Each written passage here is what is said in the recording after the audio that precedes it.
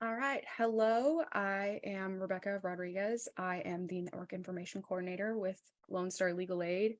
And for today's Friday Law Talk, we are covering how not all wounds are visible in celebration of National Crime Victims' Rights Week. We'll be going over how trauma can affect the criminal justice process and how it can be a constant reminder and a constant, sometimes pestilence when you're trying to go through the legal process. Dawson, would you like to introduce yourself? Yeah, so my name is Jocelyn Camarillo, and I'm one of the network coordinators for the Texas Crime Victim Legal Assistance Network that is run through Lone Star Legal Aid. And today I'm really happy to introduce and have with us Penny Stanley, who is with the Montgomery County District Attorney's Office. Hi, Penny. Can you introduce? Hello. Yes, my name is Penny Stanley. I am a victim coordinator here at Montgomery County District Attorney's Office. I've been here for about 5 years, and most of my coverage is within our felony courts. Super. Perfect. So before we get started, I've got to put this disclaimer out. This presentation is intended to serve as legal information and does not replace legal advice. Contact Lone Star Legal Aid at 1-800-733-8394 or go to lonestarlegal.org for more information or on legal assistance. Lone Star Legal Aid does not discriminate on the basis of race, color, religion, gender expression, sexual orientation, age, national origin, ancestry, disability, marital status, or military status in any of its activities or operations. All right. Well, like Rebecca said, our discussion today is in honor of National Crime Victims' Rights Week. We have entitled it, Not All Wounds Are Visible. We know that there's a lot more that goes on with trauma and victimization. It's not always physical and it's not always visible. So we do want to point that out and talk a little bit more about that today. But before we get into our discussion, I do want to give a little bit of background on National Crime Victims' Rights Week. This year's theme is Survivor Voices, Elevate, Engage, Affect Change. And so for those of us who don't know, or for those of you who don't know, National Crime Victims' Rights Week started in 1981. And it's a week in the month of April that's dedicated every year to National Crime Victims' Rights. It's a week where we talk about policy changes, we talk about victims' rights, and it's really a week that the nation challenges all of us as community members to confront and remove these barriers to achieving justice for all victims of crime. And I know that Penny is very versed in that, and I'm very thankful for her being here again and sharing her knowledge and experience with protecting those rights of those victims. And thank you again for introducing yourself already. So I'm going to jump right in here and have a few questions for you. So if you can enlighten us, I would be forever grateful. So okay, we can do that. My first one is, can you tell me what the concept of fight, flight, freeze, or fawn is? Yeah, so flight, fight, or freeze are the three basic responses. That's your body's response to how they react to danger. Fawn is a fourth stress response that's been identified. The flight response is your body's way of facing any perceived threat aggressively. Flight means your body urges you to run from the danger. Freeze is your body's initial to move or act against a threat. And then fawn is your body's stress response to try to please somebody else to avoid the conflict. The goal of the responses is to decrease and evade danger and then return to a more calm, relaxed state. Okay. So if someone has been victimized, what can they expect to be normal when it comes to physical reactions to trauma? Some physical reactions to trauma are going to be something like trouble eating. They may have difficulty sleeping, increase in their heart rate, what we call, headaches. They can come on and seem like they're like migraines. A person can physically turn to excessive drinking. And some people might even overeat. If there are current medical problems, it could kind of make those worsen. And then they just may physically fight. Okay. Thank you for those. What are some that can be on the emotional side of normal reactions or common reactions to trauma? Okay, so you're gonna, for some emotional reactions, there's like nervousness, helplessness, they're fearful, avoiding people, certain places, emotional anger outburst, blaming themselves, a negative view of the world. There's a lot of distrust, whether that's in people in general or maybe law enforcement, things like that. They may withdraw from either people or even just activities that they used to enjoy. And then also maybe there's a loss of intimacy. Okay. Okay. So it sounds like they can go through here a range of both physical and emotional reactions to trauma. Is it possible that even their personalities can change, their attitudes, as they're healing or as they're going through the aftermath of a traumatic experience? Yes, personalities, are developed internally. And in response to a traumatic experience, or even some emotionally experience that's not normal. So they can sometimes compensate for the trauma. Normal responses for them may seem over exaggerated. Sometimes they develop personality disorders. Sometimes there might be some sort of mental health disorder. There are other forms of like avoidance, maybe denial. You might see a personality trait being overly friendly, or somebody who used to be pretty outgoing become withdrawn. So those are some personality changes that could occur. Okay. Cool. Those are good to know. I know that sometimes when, even us, or we go through an experience, it kind of feels like we're kind of out of our bodies, right? Or like we're not ourselves. We're somebody different at that point. So thank you for that. And you kind of touched on personality disorders and that kind of thing. Can you tell me what is PTSD or post-traumatic stress disorder? Yes, so post-traumatic stress disorder, or PTSD, is an anxiety disorder that can result from a traumatic event. Most of the time we hear this term used in relation to like a military who's been overseas, they've served in some sort of fight, or they've seen things coming back. And so, we see that in those types of survivors.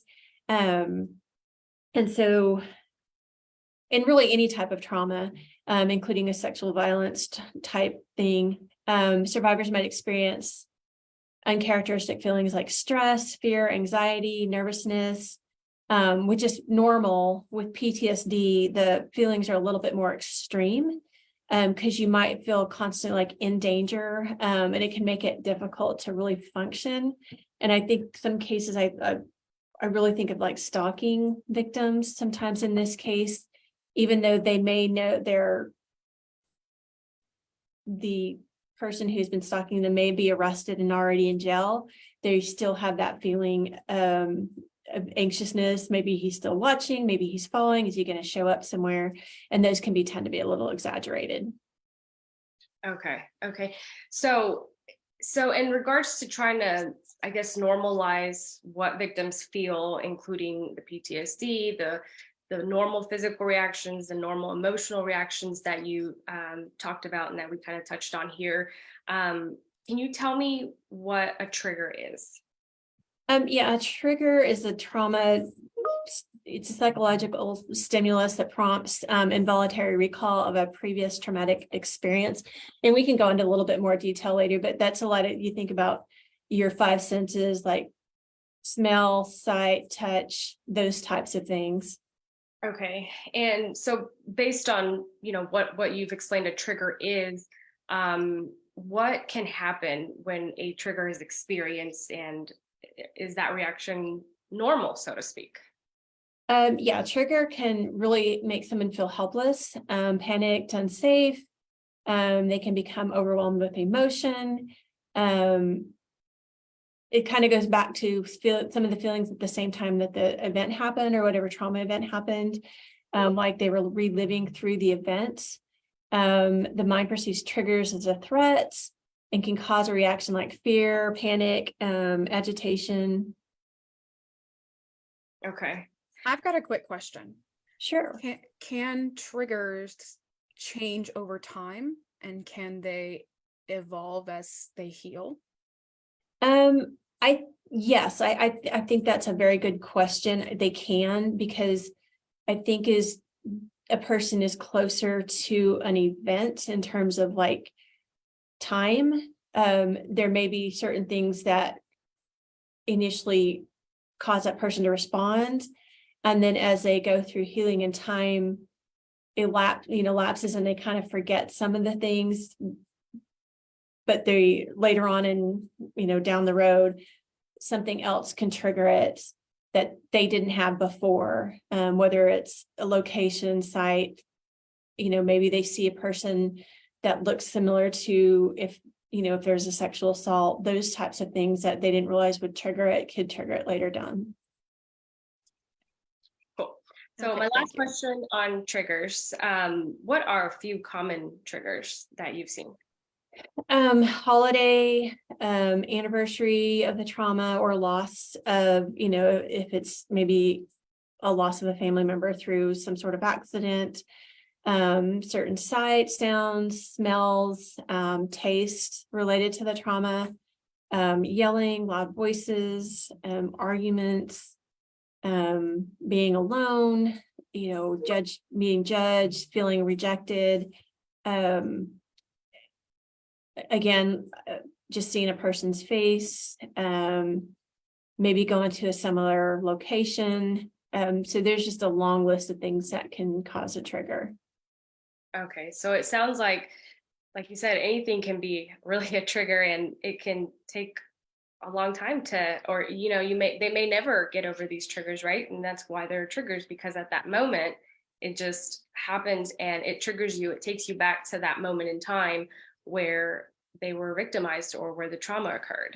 Yeah, and a lot of times I think of some people, it may be something like a song on the radio that either was playing in the background or maybe it was their favorite song at the time and they were sharing it with this person. So yeah, there's just different things that can come out. Wow. So what would you say is the normal time to heal from trauma, or to, I don't know, heal from these triggers? Every person is different. It can take a few months, it can take a few years, it can take, and like you said, it could be something that they never really completely heal from. And so it just kind of just depends, again, trauma experience, the person, what steps they've taken to actually heal. In that process, some people don't do therapy, some do. And, we always talk about therapy with a lot of people who come through our office, because a therapist can help teach them what their triggers are and how to respond to those in a good, healthy manner versus, getting overwhelmed and, maybe possibly having a panic attack or, getting angry. And they just don't maybe understand what those triggers are. And that's, one of those things, but each person has to take their time to heal. Okay. And I'm glad you kind of said that here at the end of my questions, at least, because it sounds like there really isn't a normal, right, to healing, to responses to trauma, to responses to victimization. And everybody is going to be a little bit different, and that is all going to vary. And that's okay, right? And that's their normal, and it's possibly their new normal. So thank you again for answering my questions. And I think that's all that I have. Rebecca, do you have some questions for Penny? We can't hear you.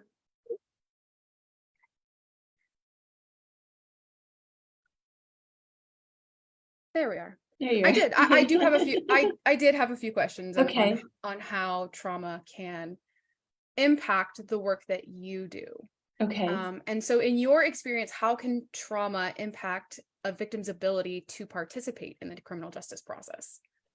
So, it really, it can, there's several different ways or, different levels that trauma can really affect how, um, a victim's going to participate in the criminal justice level. Especially maybe with their initial experience with the criminal justice system. If you have a young child who may have had some previous experience that wasn't necessarily good, they may be fearful of law enforcement. And, sometimes there are family cultures that will tell, young children that law enforcement's not helpful or they're not friendly. So that can help prevent a child from, wanting to go through it. And even if they've gone through that as a kid and they're adults, that can affect it. They're fearful that they're going to have to relive the traumatic events. A lot of times we hear victims say, I've just pushed it back, I forgot about it. And I don't want to have to go through it because it's going to make everything worse again.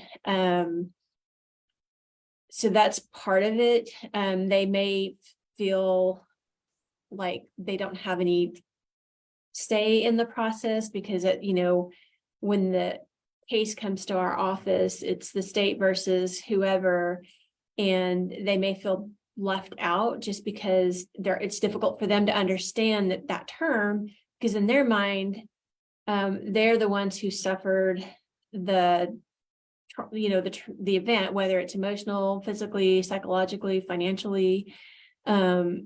At that stage, if victims can feel like they're losing control because they're not directly involved with that Sure. type of process. Sure. So, when communicating with survivors after their victimization, when you need to get information from them, when you're offering assistance, do you still experience distrust or hesitation due to trauma?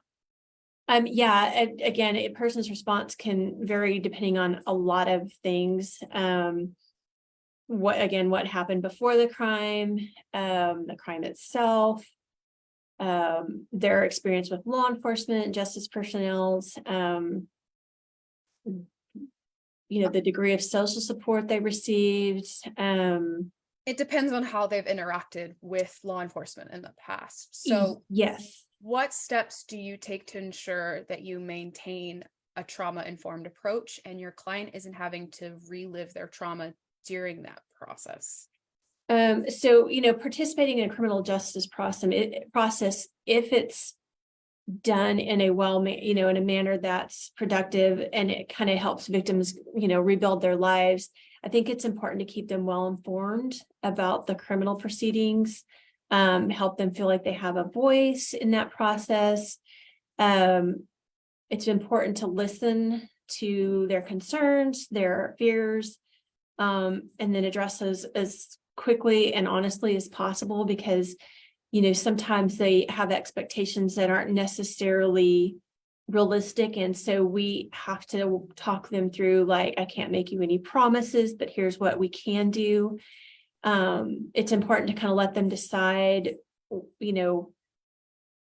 when they want to talk. You have to listen a lot of times with a lot of patience, and then really, as you're actively listening, you have to be kind of aware of their state of mind at that time, because sometimes a victim, they've not been through this process, and if they're sitting in a courtroom or waiting to go into a courtroom, and they have not really been giving any instruction on what to expect going into the courtroom, they may feel like there's a loss of control, and therefore they are going to be a little bit more agitated. They're going to be a little less patient. They're going to be feel like they're a lot more demanding. But so it's important for us to just kind of slow down and think about, okay, where are they coming from and what's the reason behind this reaction today? Because it could be different one day to the next. And I'm glad you mentioned, for a lot of people, they never experienced this, and so this is all very new, and just a sense of everything that is new can be overwhelming. And I know that we've even seen that sometimes that they feel our clients can feel overwhelmed by just how much is going on, and their trauma response is to withdraw. Mhm. And so we have to be there to continue to offer that support, even so sometimes they may want to withdraw, or they may be angry with us, or they may take out that trauma on us. And sometimes it correlates with, like you said, in their past, or their cultural experiences, their backgrounds, where do they come from? So how do you address the specific needs of victims from different backgrounds or cultural experiences when it comes to trauma, and think with things like language barriers and stuff like that? So I think it's real important to address the, especially when you come with cultural differences and you really don't understand maybe what that, and you're not even just talking about a cultural, sometimes it's even just a family culture that, you don't talk about this, if you do this, you're going to be embarrassed. So I think it's important to find out, how trauma impacts that family, their safety, their vulnerability, because some groups are definitely less likely to trust, the details of what happened. They're less likely to help, ask for help, or, if they don't know what to do, they're just going to kind of handle it within what their family knows. And so it's just real important to gain as much information as you can, whether it's talking to somebody else or referring them to a group that's familiar with that culture, via counseling. So there's lots of different things that we can do as providers to, make sure that we're lessening what that family's having to go through already. That's great to hear. So when you're dealing with those other organizations, or you're kind of talking to someone who is knows more about that cultural background, how do you collaborate with other professionals involved in a victim's case, such as like law enforcement or maybe other prosecutors, and still maintain a trauma-informed approach? Again, I think communication is, I think, key in all of this. So,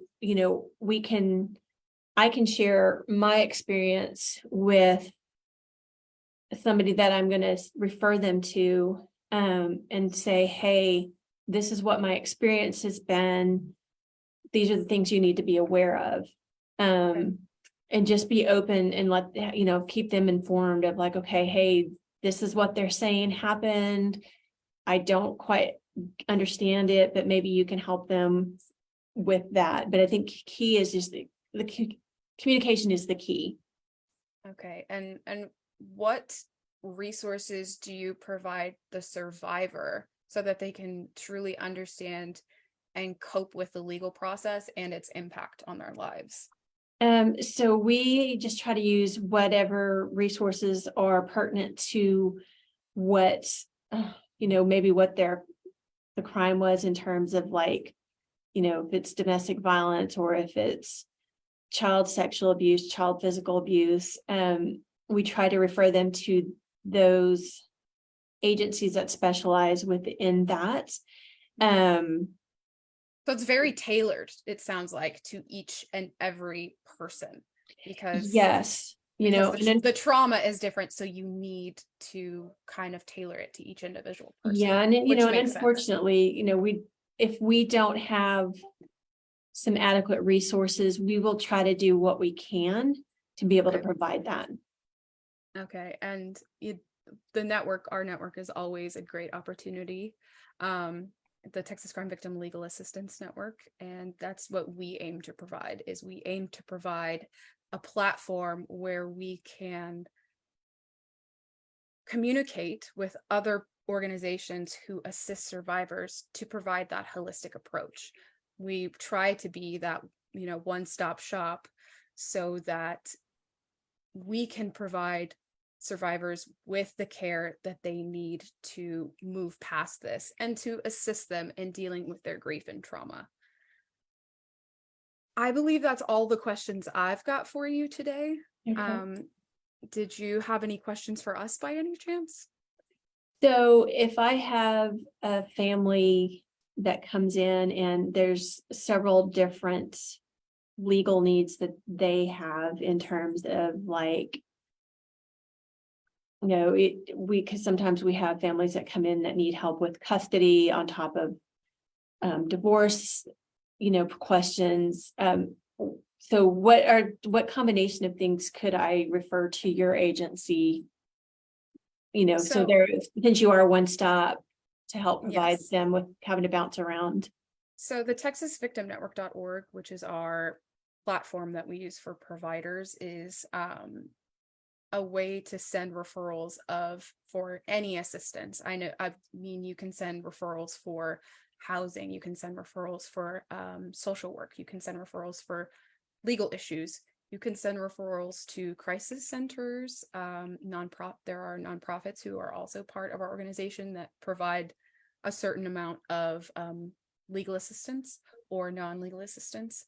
And so we are always building our database and our platform and our network of partners, because like trauma and victimization, we have to evolve with our clients. So we are all constantly adding people to our network to make sure that we are trying and meeting all of those needs.